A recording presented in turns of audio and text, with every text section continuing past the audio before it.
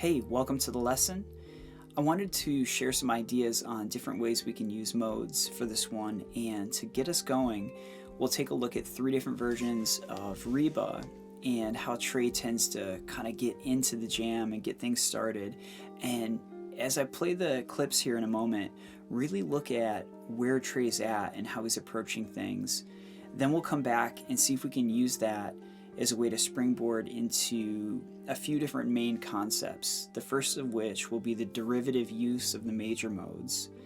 And then we'll look at a couple different modes of the pentatonic scale as well. We'll try to visualize different chord shapes within a given area that we'll be kind of working out of.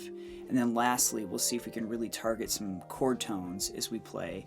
And then the combination of all those things hopefully will give you a really full and rich amount of things to play around with your improvisation. So now let's take a look at those clips.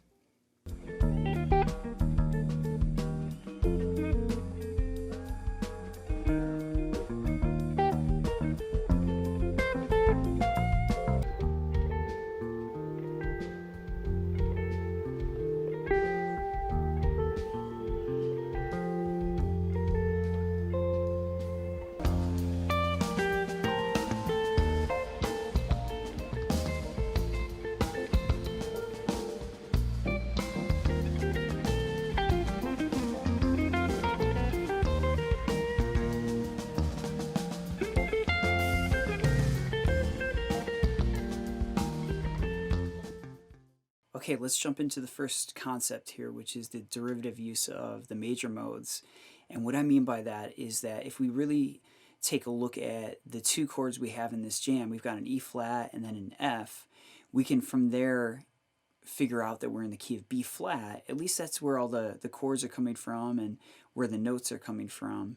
But the chord that feels most at rest, sort of like most like the tonic, would be F. And so maybe it would be more accurate to say we're in the key of F mixolydian. That being said, it doesn't mean we have to confine ourselves only to F mixolydian. In fact, we have so much more we can use, and this is where this idea is going to come into use here. In those 3 clips that we just checked out, we can see that Trey was really working out of this area around the 8th fret, and then he also, in a couple clips, shifted up a whole step toward the 10th fret, and we'll get to that in just a second. Okay, so in the first area here that he was playing out of, I would argue that it looked more like he was playing a C minor pentatonic scale or even C Dorian than it did anything to do with F mixolydian. But if we look at it here, let's just check out our C minor pentatonic. We've got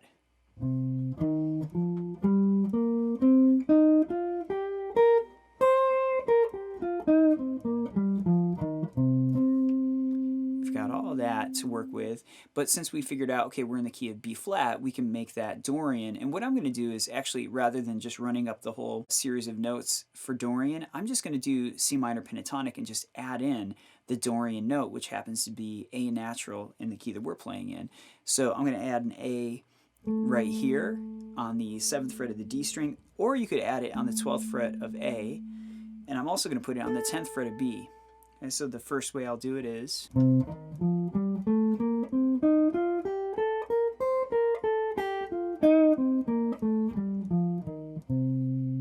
or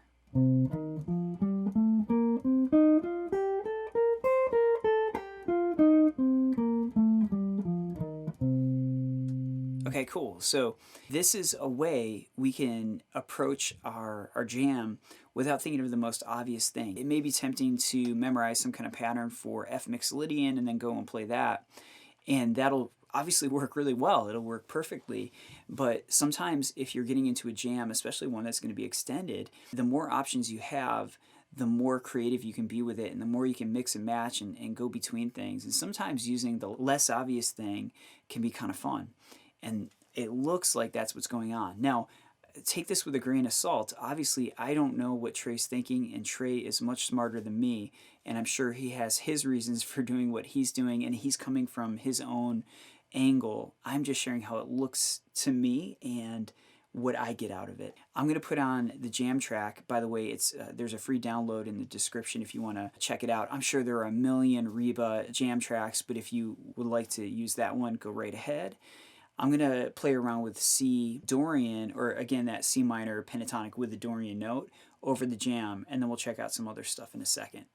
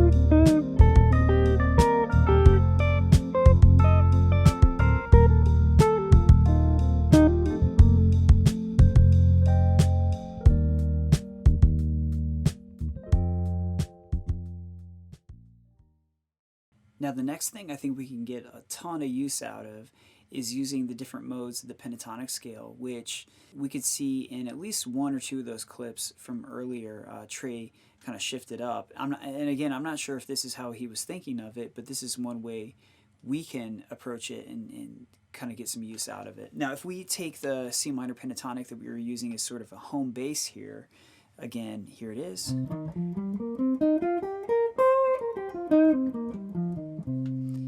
We have a C, an E flat, an F, a G, and then we have a B flat, and that makes up the whole scale. We have 5 notes. So now, instead of starting down here on the 8th fret, we're going to start up on the 11th fret. And a really nice way to get around with this second mode of the pentatonic is to use the middle finger, and we're going to go E flat, F, G, B flat, C, E flat again. Here's our F, G, B flat, C, E flat, F. A lot of times it's a little easier to make a shift with the finger in there. This is another way that we can get more out of just one pentatonic scale. It may be tempting to really live in this area, but we can also do stuff up here.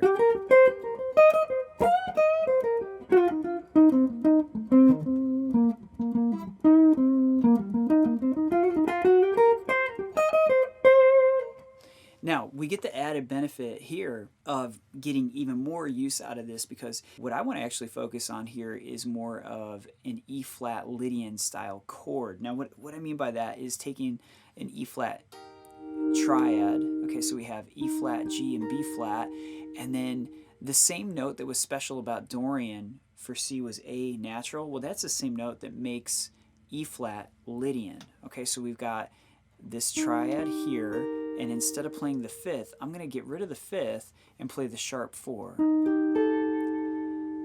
And it's already kind of mysterious. It technically is a major chord because we've got that major interval starting out here, but that sharp 4 just gives it this really kind of different flavor. And if you combine your pentatonic over here, you get that little triad in there, and then you can kind of continue on your pentatonic. So you can combine those two things. And I'm going to put the track right back on, just like before, but now I'm going to play around with playing in this 11th fret area, or really the index finger's on 10th fret, so maybe think of that as your guidepost, and then riff around for a moment, and then we'll jump back and look at some other stuff.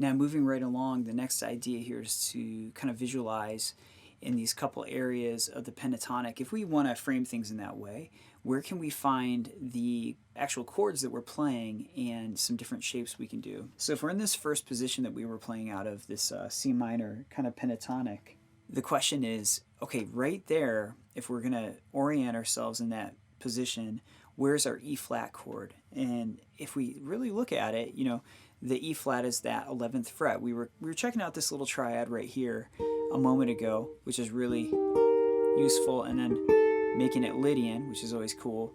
But we also have this kind of like G chord shape. What I mean by that is if you visualize how your G looks in an open position and then shift that up, the fingers are different, but the shape is just about the same. You could have an arpeggio that goes like this: 11th fret of low E,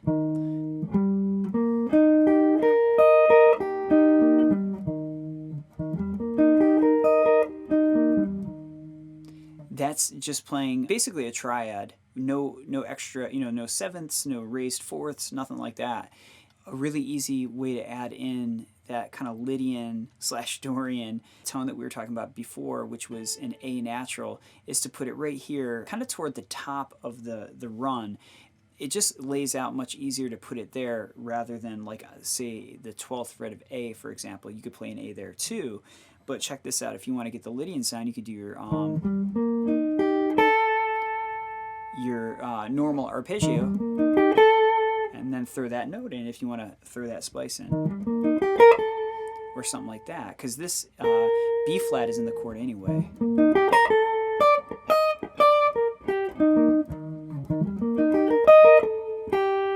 So you have that at your fingertips. Now, especially if we move up a whole step, it follows that if we could do something with E flat right there, then we can do the same kind of thing with an F, because that would put us a whole step higher, and our pinky finger would represent an F right here. And you can do that exact same G chord kind of shape. I'm not going to put that extra note in because it won't work now for Lydian, or sorry, for mixed Lydian. So now instead we'll have... You can do things out of order. We don't have to like play it like that. Maybe mix and match. And, you know, we also have our pentatonic scale we were looking at that lives right in that same area. So that's another idea you can throw into your playing, is seeing that chord shape and mixing between your C minor pentatonic, maybe doing, if you want to just do the mixed Lydian mode, what that would look like here is you would just go pinky finger, or this is one way you could do it. You do pinky finger on 13th fret of E.